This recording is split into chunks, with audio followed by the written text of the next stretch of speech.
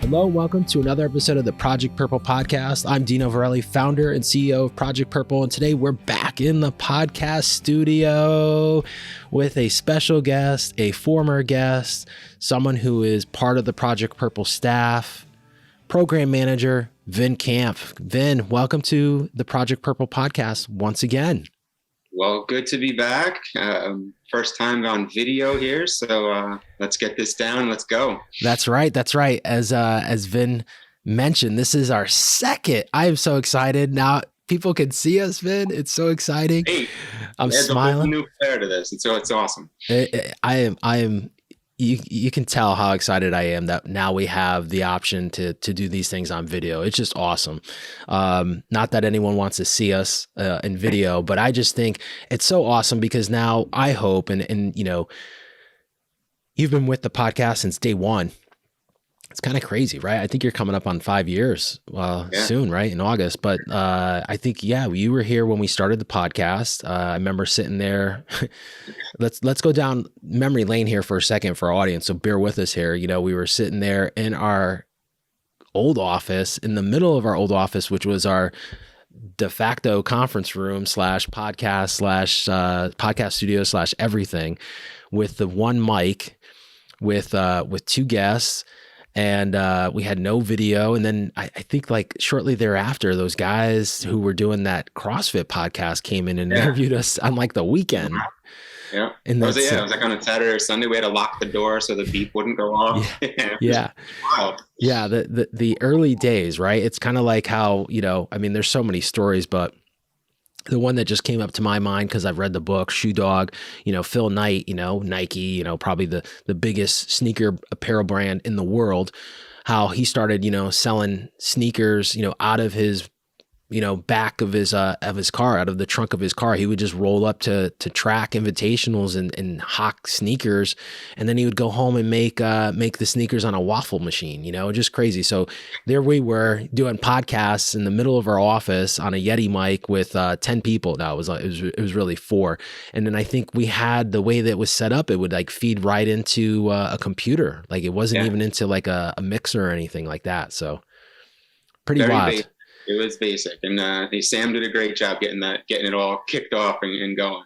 Yeah. Thanks for believing, Sam, because we've come a long way, and now we are on video, which is awesome. And my point was, you know, this has always been about raising awareness and amplifying that message. And clearly now, the hope is here with video that, you know, people that wouldn't necessarily listen to us on their phones or at the gym or in their car, now when they're sitting in front of the computer, hopefully will watch and listen to the podcast via our YouTube channel. So awesome stuff. So we are excited. Vin, you're back. And we've got some exciting stuff to talk about. We've got a couple things happening here as I look at the calendar in less than 3 weeks with our golf classic, the second annual charity golf classic. And then we've got our push-pull that just kicked off for 2022. But let's begin with our golf classic. So we are back. We are so excited. We've got a shorter runway this year because we moved the date from, traditionally we did it, well, not traditionally because it was really just 1 year. But last year we did it in September due to the pandemic. We thought, you know, a later date would be better for the year. And then this year, with things kind of going in the right direction and also trying to take advantage of the calendar, and clearly we do a lot in the fall. If anyone knows what we do a lot of marathons in the fall. This year, there's like 4 big ones for us this year, from September to November. So we just felt it probably would be better to kind of shift things to the spring and give us a little bit of breathing room, shorter runway, but we're back. And it's good to be back. Like you said, shorter runway, but it's the beginning of golf season. Weather's starting to get nice up there in the Northeast, you know, hopefully with the temperatures changing, you know, and then, you know, golfers, they're itching to get out. So, you know, I think the change, though it has been a shorter like runway, like you said, I think it's being very well received, as we'll get into. And we're excited to bring a lot more to this year's event. I think we have a lot of things lined up for the participants and guests. I think it's going to be a really exciting event and day, even with that quick turnaround. So let's talk a little bit about those changes, because things are changing a little. Not only did we change the date, which we hope, like to your point, it is earlier in the season. I think the weather's a little bit more predictable this time of year too. Like clearly, September, you could have snow. I mean, we've had snow here on Halloween. So as you get into that fall, later fall, you can kind of really be kind of wishy-washy. I know last year we had great weather. That was like, I think the one thing. Lucked out last year. We really lucked out. We were prepared. We had a tent, right? We did a lot of stuff under the tent last year for the pandemic, and then also clearly because of the weather. The tent is back, but I think things are going to roll a little bit different, and there's a lot of changes. So why don't we start talking about those? Yeah. First of all, we're pushing the starting time up, and we'll get into why a little bit this year. I think an hour, half hour. So check-in is going to start at 10, and then we'll tee off at 11:30. And this year, we do have a larger field.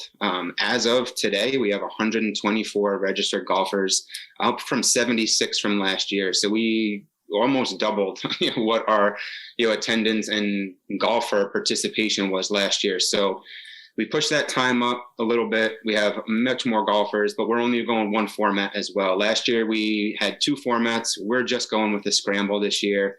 Make it a little bit easier, a little bit more on our end, a little bit more smooth running on the golfer's end, and to save on that time a little bit. And then we have sponsors coming back. We've added some sponsors. So, out on the course, if you want some beverages, you're going to be able to get, Sono Brewery and Tito's Vodka are both going to be out there this year. Athletic Brewing, if you don't drink alcohol, Athletic Brewery is sending us some non-alcoholic beer that we're going to be able to give to all the golfers to sample and to have in their carts. And then just the amount of signage and stuff that we have. I know you went and visited the course, there's going to be much bigger presence of Project Purple this year, I think, which is going to allow us to, talk to our participants more. It's going to allow us to, present who we are, what we do, and really get our message out that, these golfers and participants can bring it back to, their networks. We're also bringing in 2 additional contests in addition to our long drive and standard, closest to the pin. So we will have a hole-in-one contest that's being sponsored by Minchin, Buick and GMC. Down in Stamford. And then we're having a hole-in-two contest, which just came on the past week and a half, 2 weeks. Pretty excited about this one because it's going to be a real fun event, I think, for everybody. Us as, being presenters there and watching it and volunteers watching it, but also for the golfers. So what this hole is going to be is that a professional long driver is going to come in and be stationed on hole 1, the first par 5, of the course. And golfers will have the opportunity to use that long driver's drive. And they're guaranteeing a 400 plus drive every time, no matter where it is. And if the golfers hole out on that second shot, they will win a $5,000 Pebble Beach experience. All-inclusive details will be on the site once I get finalized details, from them. But it's pretty exciting to bring that in too. Whereas last year we didn't have any of these contests to add a little bit of excitement to the event. So excited to have those things going on, and I'm excited to see this man or woman, whoever gets sent, drive these things. I've watched it on TV, but I haven't never seen it live. So we'll see how they do. That's awesome. Yeah. And the other thing, we haven't even mentioned this yet, but we're back at Shorehaven Country Club, which, right. And I know you said, I was there a couple weeks ago. So yeah, I went and did a kind of pre-run through the course. And what an amazing course that place is. I mean, for those golfers that were with us last year, or if you follow us on social media, we had a lot of pictures, and just it is just absolutely gorgeous. I know we're somewhat biased because this is our second year going in there, and last year was such a great year. But the views are just breathtaking. And last year I did not really get an opportunity just because of, kind of managing and running around. I should say helping, manage everything and running around. but this, 3 weeks ago was able to get on a cart and just kind of go through every hole, and wow. It's a beautiful, beautiful just course. the views. I mean, it's so for our listeners at home or our viewers at home, it's a link style course. So if you know golf, the holes run parallel to each other throughout the course, which kind of does compact it a bit, which is cool because you can see multiple golfers, you can see a lot of the action going on. But the views of Long Island Sound, and then, the neighborhood that it's tucked into, I mean, there's some magnificent homes in that area. But the views and the clubhouse and the undulation is just really wild. How, like kind of as you get farther away from the clubhouse and the first holes and the 9th hole and the 18th green, it kind of goes uphill. So when you're in that back section, you're looking down almost at the clubhouse, and then you just got the beauty of Long Island Sound. And one thing I think, kudos to the team there at Shorehaven. I mean, it is a private club. They do an amazing job, with the fairways, with the condition of the course.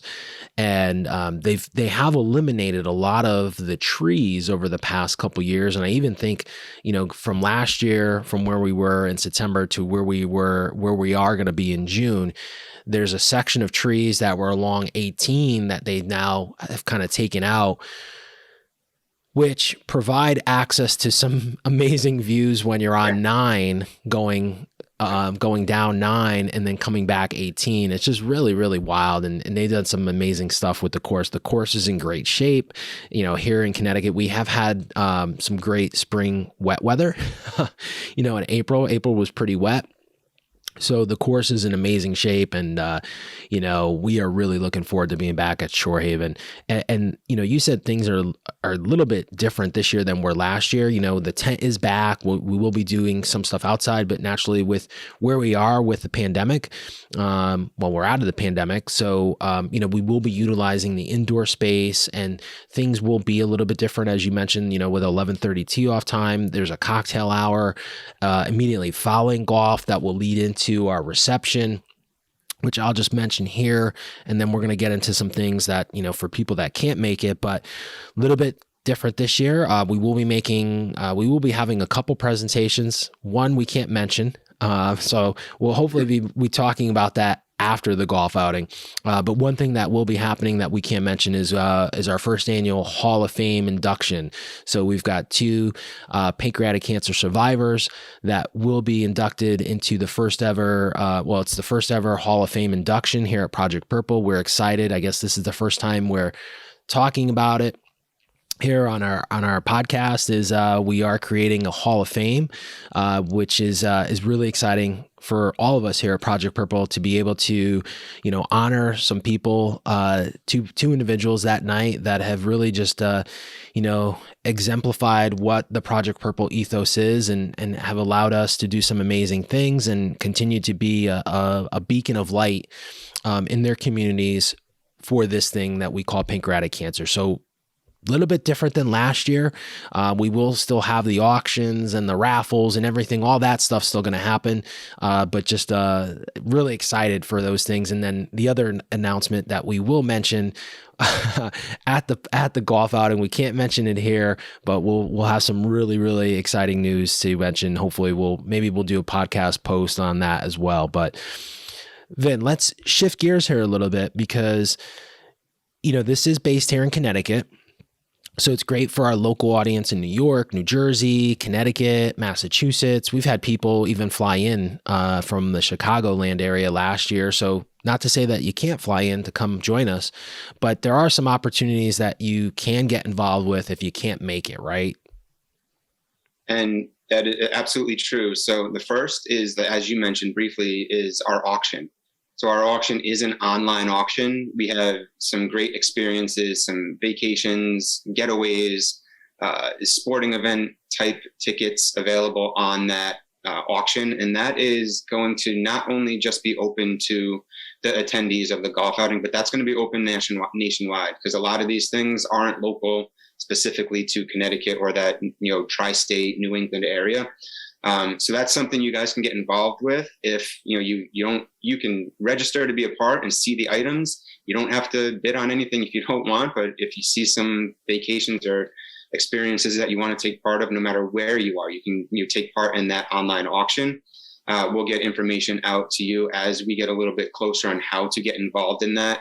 And then the second part is what we had last year was our memorial row or honor row, where right around the practice green, we had the opportunity to honor and remember, those that are maybe currently battling and those that we've lost, which is a real nice presentation right around that practice green.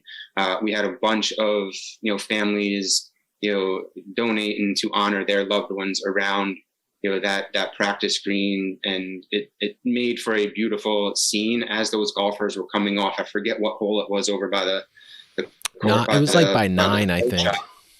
Yeah, and they come off and, they're seeing the names right there. And again, as I briefly mentioned earlier, it's just another reminder of why they're out there doing it. Yeah, they love golf, but it is also a charity event. And, we're there doing this for a reason, for our patients, for those that we've lost, and for the future of this disease. And it's just a really good reminder for them, I think, as they come by.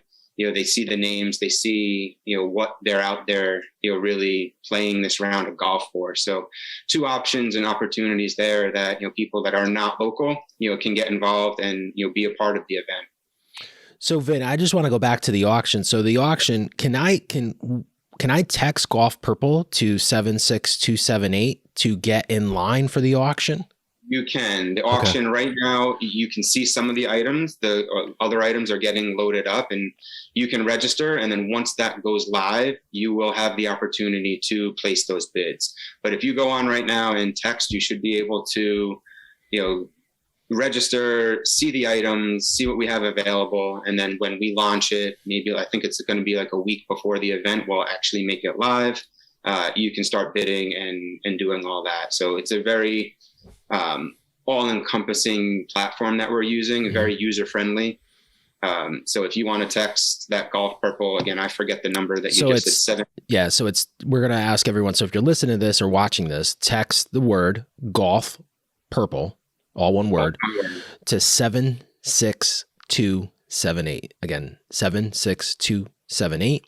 That'll get you, it'll text you right back and give you the link to sign up, and you can get set up. So as the auction goes live, you'll get text announcements. You got to opt in, clearly.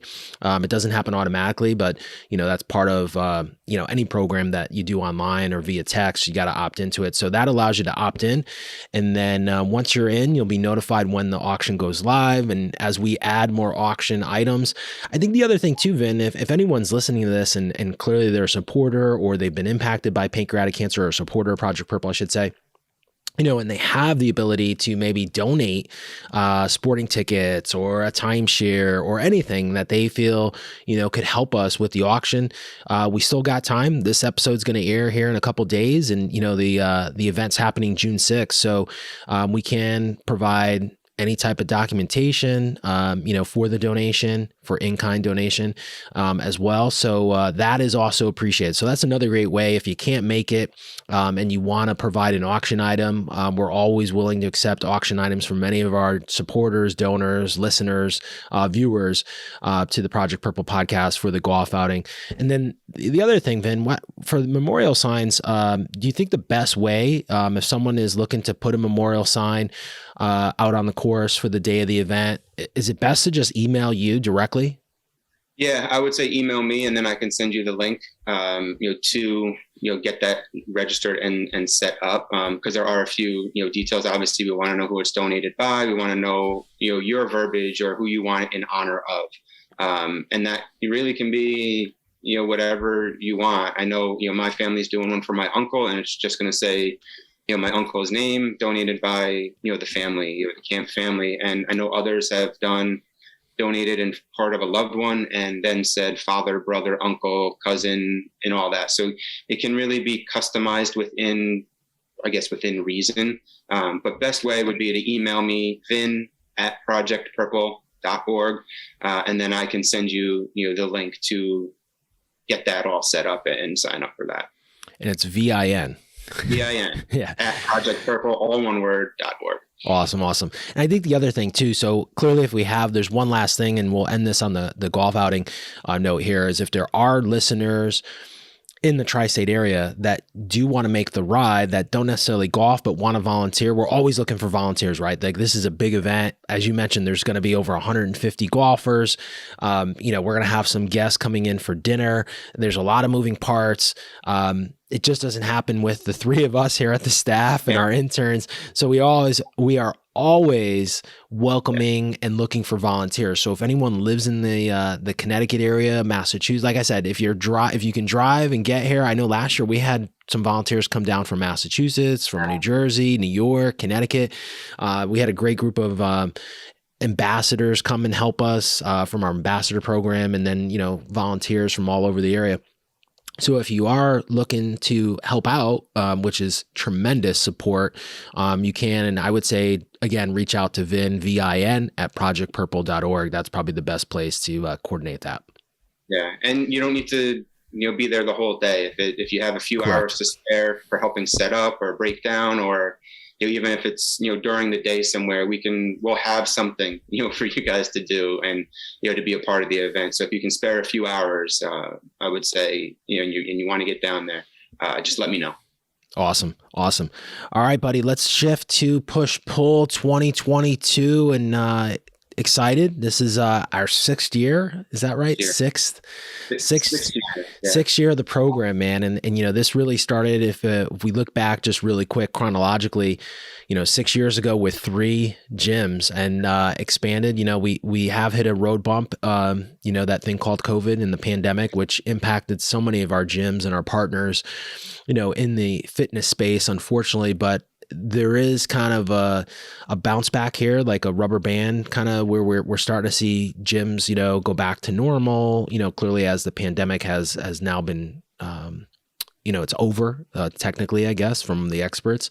So, we're starting to see people work out again, which is awesome to see, right? Like anyone getting in shape, doing something positive.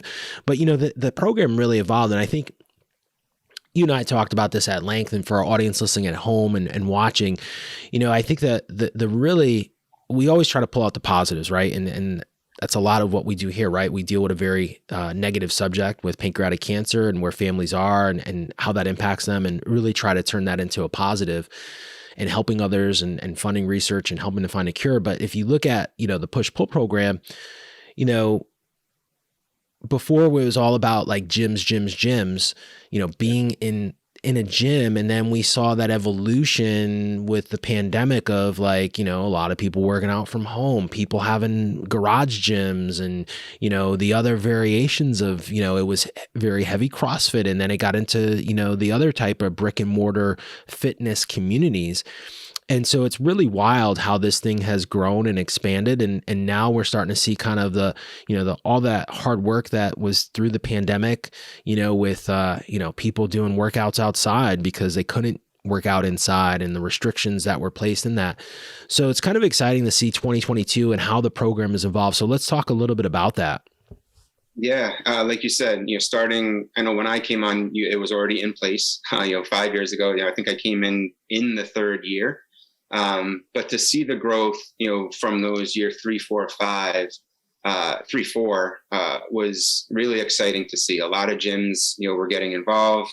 The community, CrossFit and non-CrossFit, were starting to, know who we were and starting to realize, who we were and what we were doing and, the impact we were having.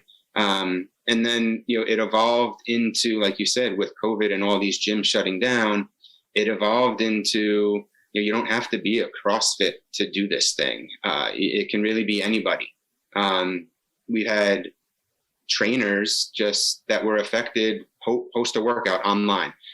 We had some athletes come on, in the CrossFit space and non-CrossFit space, that wanted to, do an online workout. So whereas the essence of the program, it's still, we have a workout, that we suggest, that was your baby, when you started it back at CrossFit Bethany, which we still have that same workout, which we recommend. It's a burner. It's 20 minutes. It hurts. It's what we want it to do. But if you're not a CrossFit gym, if you're an Orange Theory or a member at an Orange Theory, if you just go to, for lack of a better term, like the Globo gyms, and, they have classes, if they're able to, have their boot camp class do a benefit or a fundraiser workout, we can do that. And you're able to do that. If you're a trainer or, somebody that does this online coaching world right now, which has become a huge, it blew up, obviously during COVID, all these online coaching and online Zoom classes or whatever, platform people are using. If you want to host an online workout for the community at large, we have that opportunity as well. So it's evolved into a much broad audience, which I think just lets us reach more people, lets us help more people at the end of the day. So whether you're a CrossFit, whether you're just a mom and pop gym or a Globo gym or one of those, Orange Theory, Burn boot camps, spin classes, we had a few spin classes. I know we took one a couple years back, down in Fairfield. If you're just one of those spin bike classes, anything, we can make happen and make work. If you don't want to host the workout, you can just register as a fundraiser and do fundraising. So it has evolved into an all-encompassing, event/campaign. Yeah, I think, the way I'd sum it up, Vin, is just fitness, right? Like, I think our run walk program, is clearly designed to, have those runners and walkers. Whereas, everything fitness falls into the push pull. And yeah, it did start in a CrossFit gym, many years ago. They're up in Bethany, and, there's that one workout that, we've designed, and, people don't have to follow that. I mean, it could be anything, right? And that's kind of the beauty of that program, is that it really allows you as the fundraiser participant to either follow the prescribed, recommended, or I wouldn't even say recommended, because that kind of seems like you have to do that. But, there is a workout. But if you feel like, hey, like you want to do a different type of burner, 10 minutes, row, bike, ski erg, or, whatever your gym has access to, the whole idea is raising awareness in the fitness community. And I think that's really the home run in this, is like, being able to amplify the message of, helping people battling pancreatic cancer, finding, a cure, early detection, helping Project Purple do that, but going at it from a fitness mentality of, not running a marathon, not doing a walk. Like, now we have those programs through our marathon program and our walk program. And then we've got our challenge program, on Facebook with all these challenges, and so that's the great thing about this. But if you want kind of that more structured workout, and whatever your workout is, even if it's like bar or yoga, like push-pull is the way to go, right? And so that's, I think, the evolution of this has really kind of been cool to see, because I think in the beginning, like, yeah, we were kind of focused, and that was kind of the box we wanted to be in, not to use kind of an analogy, because CrossFit gyms are called boxes. We wanted to stay in those boxes, but then, the evolution of it, and clearly, CrossFit isn't for everyone. And I learned that really early on. So I think that's the beauty of the push-pull program, is it's really fitness, designed, whether it's done in your house, in your garage, or at your brick and mortar gym, whatever that brick and mortar gym may be. Right. And like you said, we have that suggested workout, but gyms do different workouts. So if you don't want to interrupt your routine, or a lot of fitness individuals have a structure that they go through. Yeah. They have a workout program, whether it's a CrossFit or not, they have a workout program.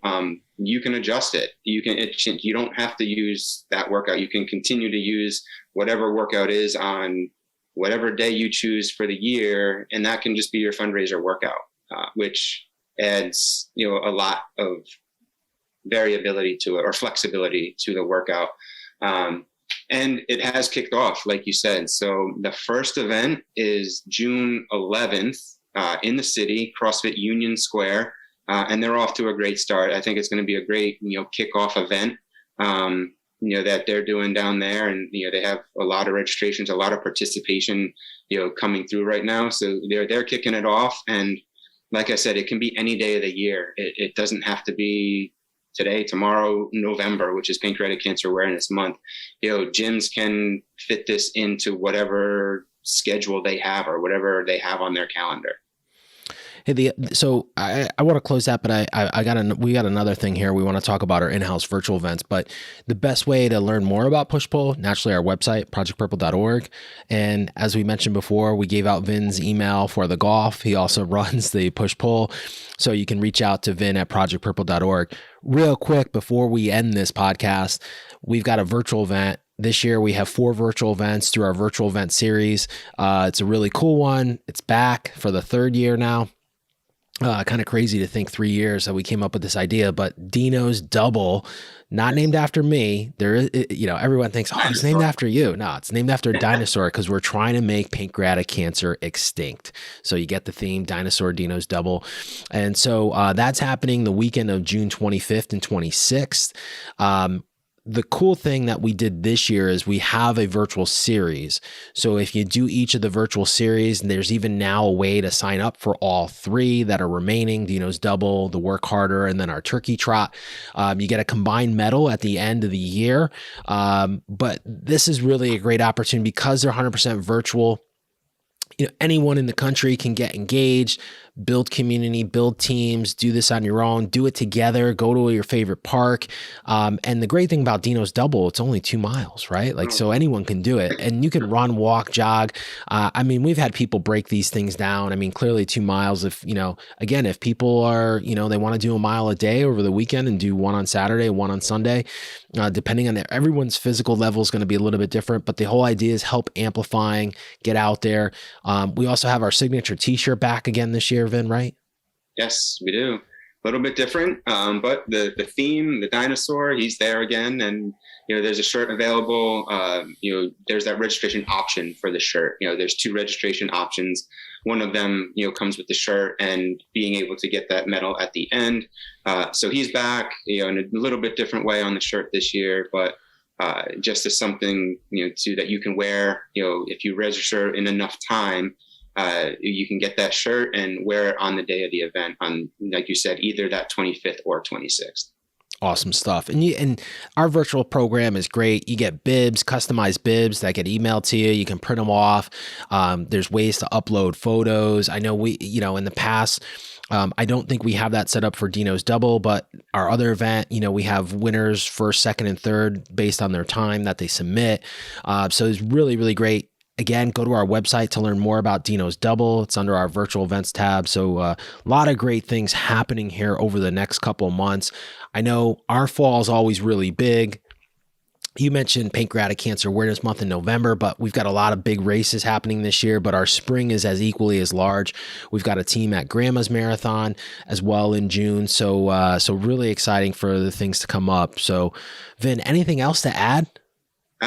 You were mentioned in November, so I'm going to throw a little plug to our Shine the Light campaign. So if anyone's out there, last year we started the Shine the Light, which we asked local businesses, landmarks, homes, neighborhoods to light up purple for Pancreatic Cancer Awareness Day, or a specific period of time that they were willing to do during the month of November. We're back and bringing that again this year. We have a pretty good list starting to build up. Kudos to Pam and some of our other ambassadors that are really fronting and running with this program. But we have a lot of good landmarks this year that are coming on and new. So if you are in a state, our goal is to try to get one landmark per state.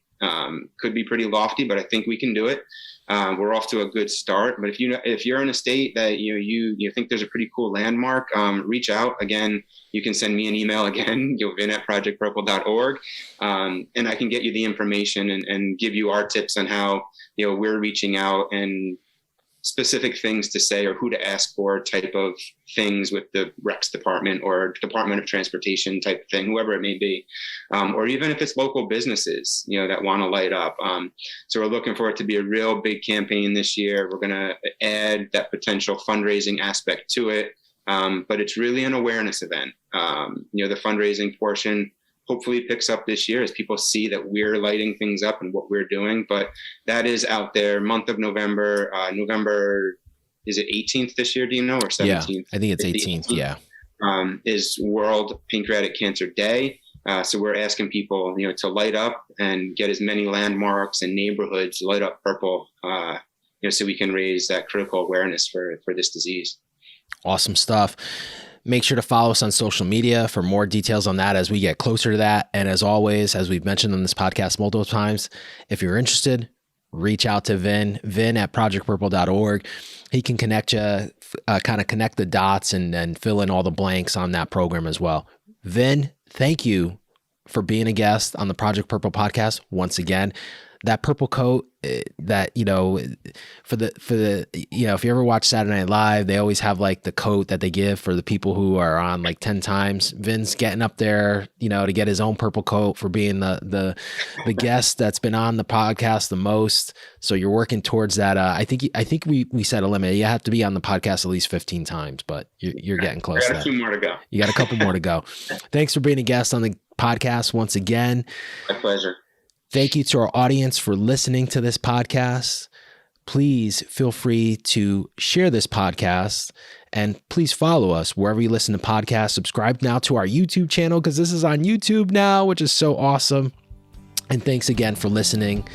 That's a wrap of another episode of the Project Purple podcast. Until next time, please be safe.